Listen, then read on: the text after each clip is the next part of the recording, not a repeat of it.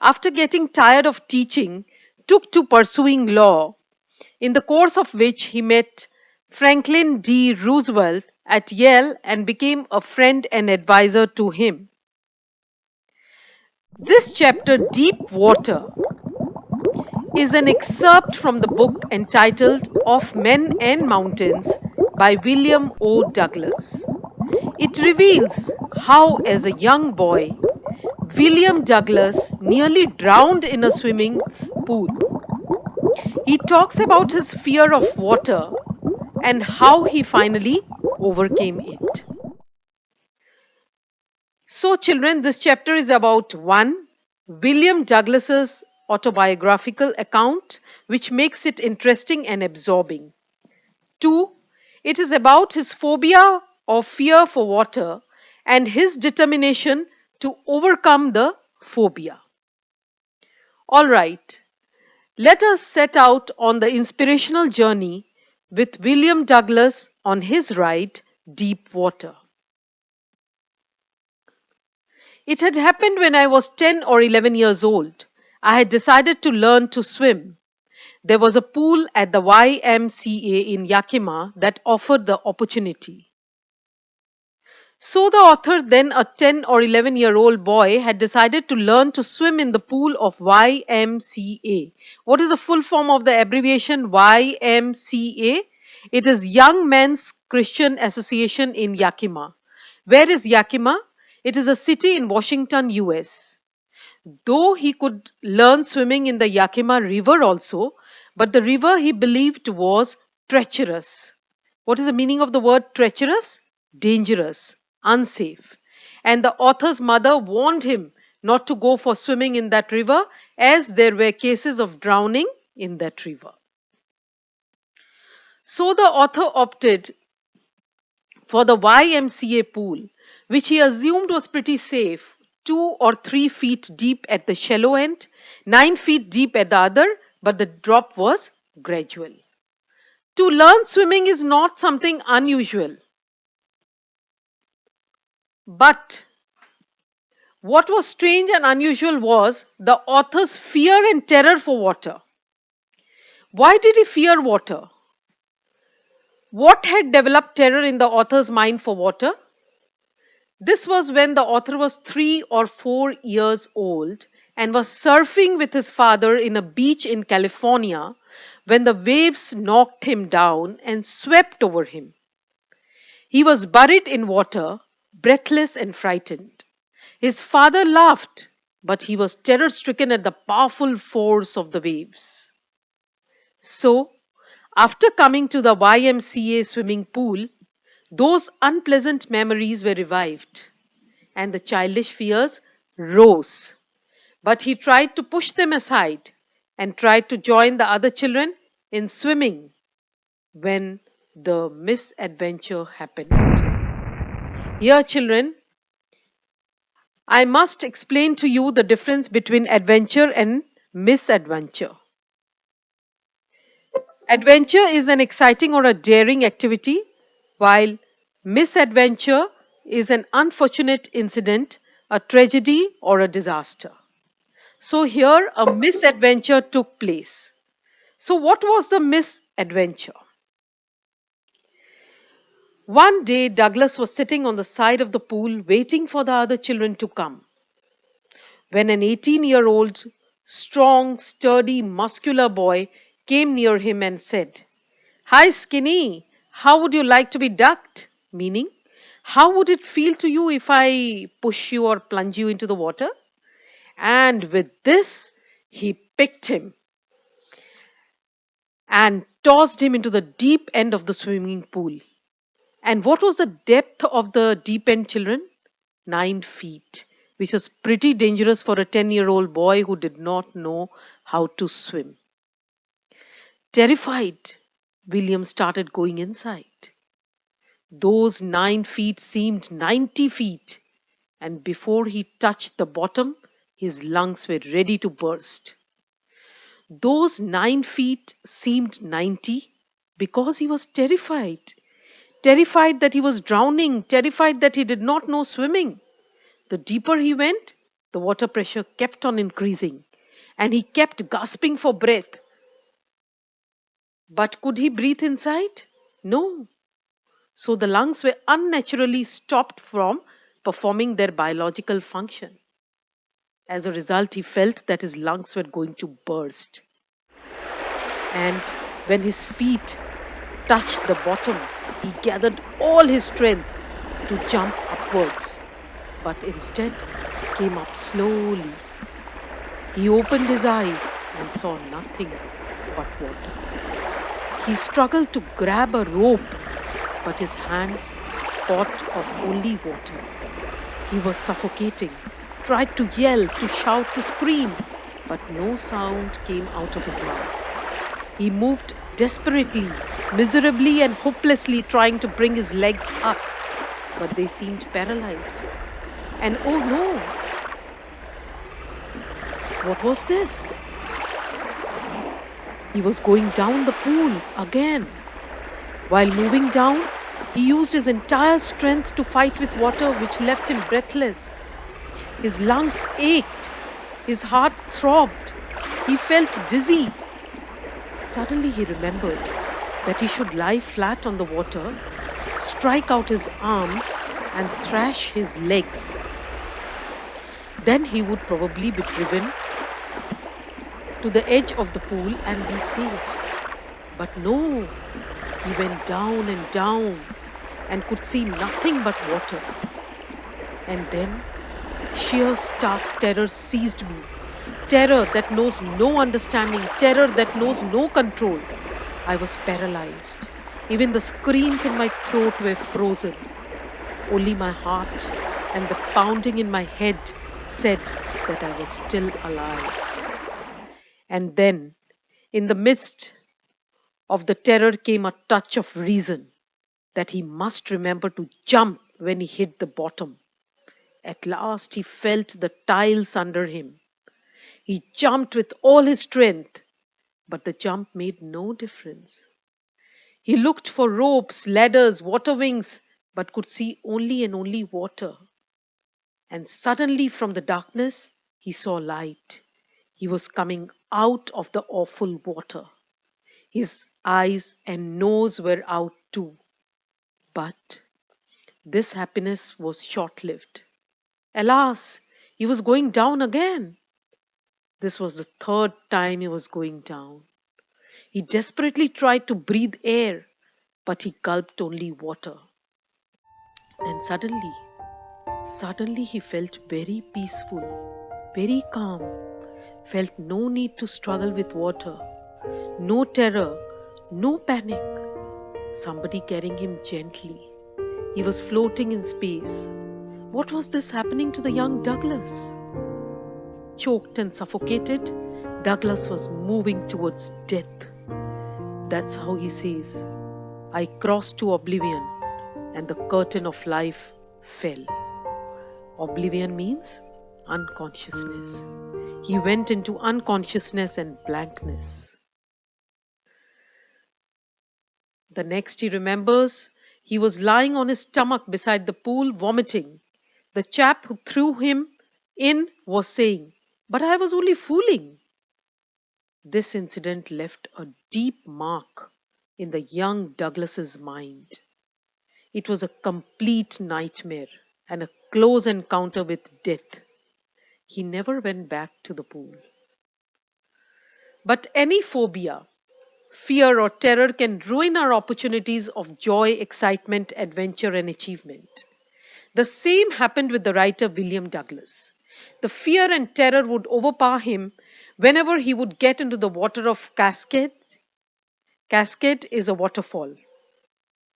Or wade the Titan or bumping river, or was bathing in the warm lake of the Goat Rocks. So this terror would haunt him whenever he used to swim in these lakes or rivers. The terror would return. His legs would become paralyzed and horror would grab him. It ruined him of his fishing trips and deprived him of the joys of canoeing, boating, and swimming. Finally, one day, One day he decided that he would have to overcome this fear, come what may. So one October, he decided to get an instructor and learn to swim. So now, children, we are going to learn as to how William Douglas learned to conquer his fear of water and emerge victorious. How did the instructor make him learn swimming? Douglas went to a pool and practiced 5 days a week, an hour each day. The instructor put a belt around him. A rope attached to the belt went through a pulley that ran on an overhead cable. He held on to the end of the rope and they went back and forth across the pool, hour after hour, day after day, week after week.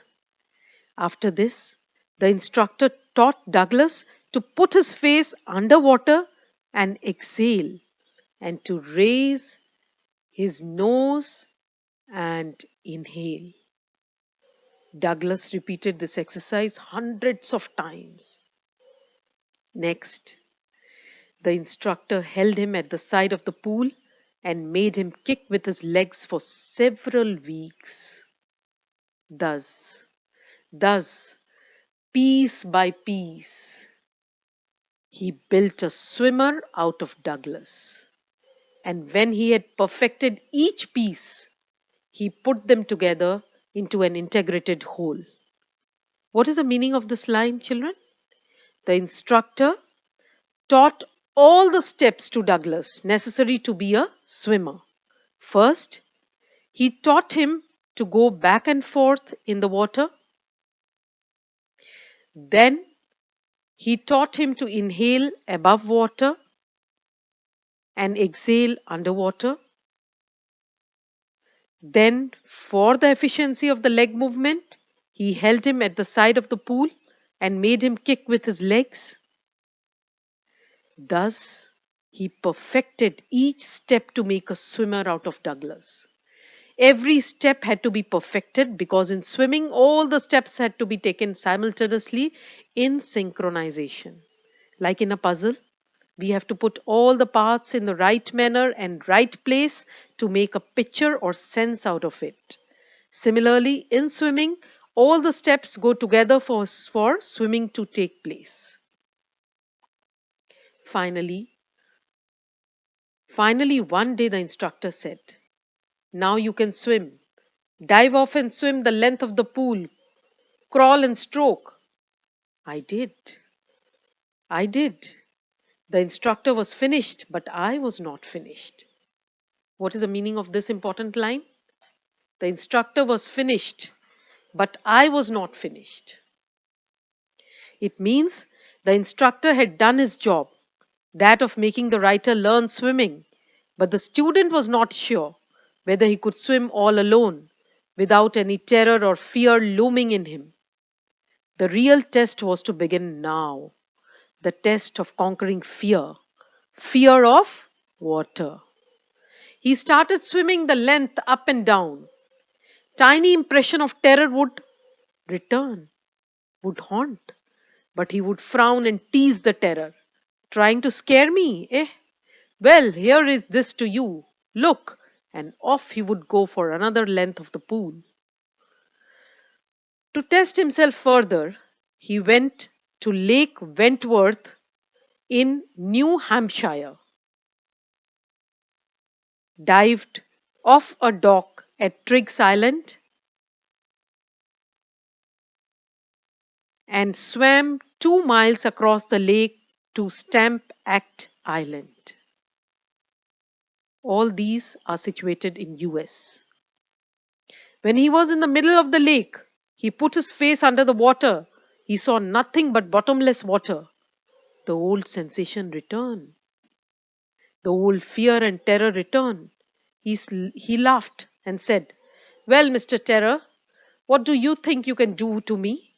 The terror fled and he swam on. Still, the writer was not convinced. He had some doubts. So, on the first opportune moment, he went up the Titan to Conrad Meadows up the Conrad Creek Trail to Mead Glacier, and camped in the high meadow by the side of the warm lake. The next morning, he dived into the lake and swam across to the other shore and back. It was a huge success, children. Huge success for the writer. One who had so much of fear for water had now succeeded to conquer it. Happy, elated beyond words, he shouted with joy, and Gilbert Peak returned the echo. Finally, Douglas had conquered his fear of water. Aptly said, where there is will, there is a way. The writer believes that this experience had a deep meaning for him, and only those people who had experienced such terror and suffered could appreciate and value the efforts put by Douglas to overcome them. William Douglas sums up his experience very profoundly by saying, in death there is peace. There is terror only in the fear of death. Meaning, the terror which had filled the writer's mind in the pool when he was breathless, choked, and suffocated, that he was dying, the feeling was horrifying. But when he was actually dying, he felt very peaceful and calm. That is why he says, in death, there is peace. There is terror and panic only in the fear of death. Franklin Roosevelt, the then President of America, who was closely acquainted with the writer, summed up the experience in these words. All we have to fear is fear itself, meaning fear paralyzes our physical and mental ability, the ability to think logically and rationally, the ability to achieve and enjoy. When in the pool of YMCA, probably a calm Douglas could come to the surface, but he was so nervous, so tensed, and anxiety stricken that he just fought and struggled with water, thereby ending his chances of coming onto the surface of the pool.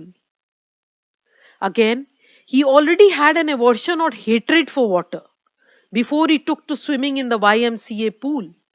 As you can read in the first para, page 25, from the beginning, however, I had an aversion to the water when I was in it.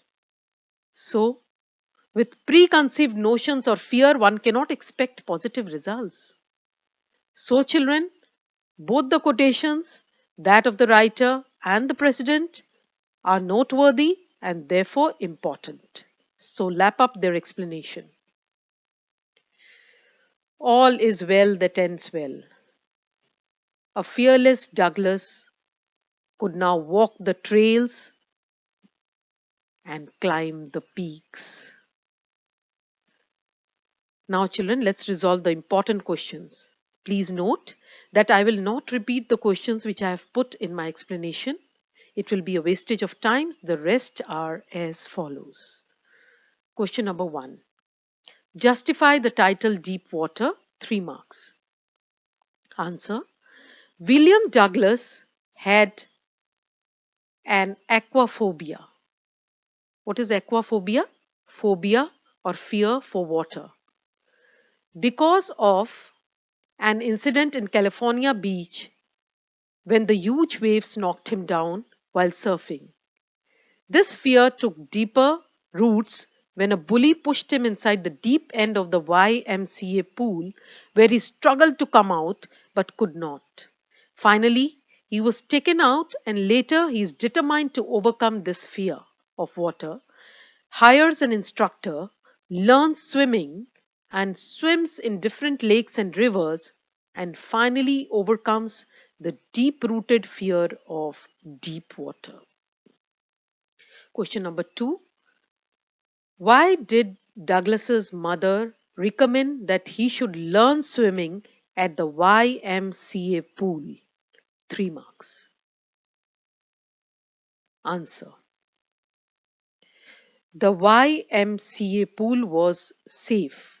It was only 2 or 3 feet deep at the shallow end, and while it was 9 feet deep at the other, the drop was gradual. Since the writer was a 10-year-old boy and keen to learn swimming, the pool would have been